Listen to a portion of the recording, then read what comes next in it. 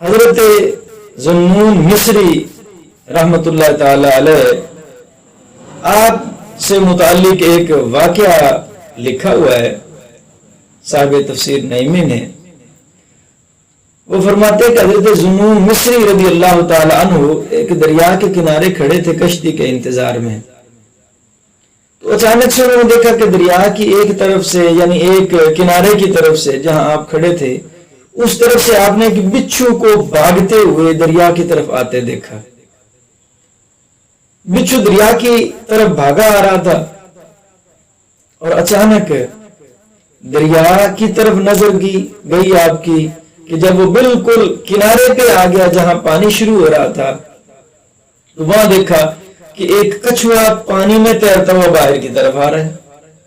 کچھوا جو ہی پانی کے کنارے پہ آیا وہ بچھو کچھوے کی کمر کے اوپر سوار ہو گیا اور کچھوے نے بچھو کو کمر پر سوار کر کے اسی طرح واپسی کا رخ لیا اور دریا میں تیرتا ہوا جا رہا ہے. حضرت ذوالنون مصری فرماتے ہیں اتنے میں کشتی آ گئی, میں بھی کشتی میں بیٹھا اور اس کچھوے کو دیکھتا رہا کہ وہ کچھوا بھی دریا پار کر گیا. جب پانی ختم ہوا تو بچھو اس کی کمر سے اترا اور اس نے آگے بھاگنا شروع کر دیا. آپ فرماتے ہیں میری کشتی بھی کنارے پہ پہنچ چکی تھی. میں اس بچھو کے پیچھے پیچھے ہو لیا کہ یہ بڑا عجیب واقعہ ہے کہ کچھوا دریا میں صرف اس بچھو کو لینے کے لیے آیا تھا, اس کو دریا پار کروانا چاہتا تھا. آخر ماجرا کیا ہے؟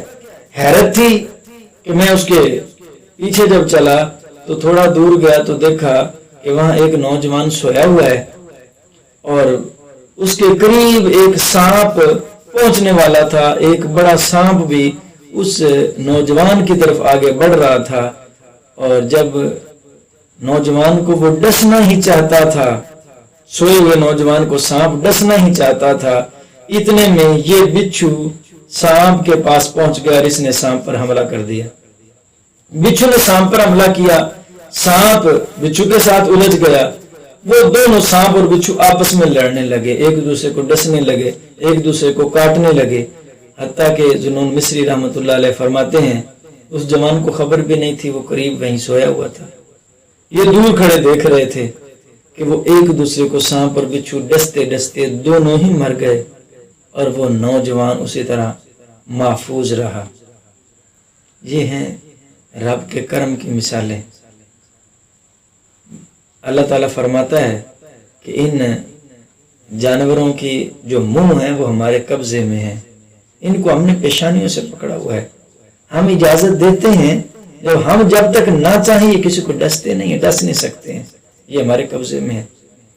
اللہ چاہتا تھا اس جوان کی جان محفوظ رہے, اللہ چاہتا تھا اس کو تکلیف نہ ہو, تو دو دشمن ایک جگہ اکٹھے ہو رہے تھے, ان دشمنوں کو آپس میں لڑوا دیا, سانپ سے بھی وہ جوان محفوظ رہا. یعنی اتنی کتنی عجیب بات ہے کہ بچھو کو کچھوا دریا پار کرواتا ہے اور اس طرح سے اللہ تعالیٰ اس جان کو, نوجوان کی جان کو بچا لیا. تو یہ اللہ تعالیٰ کا کرم ہے.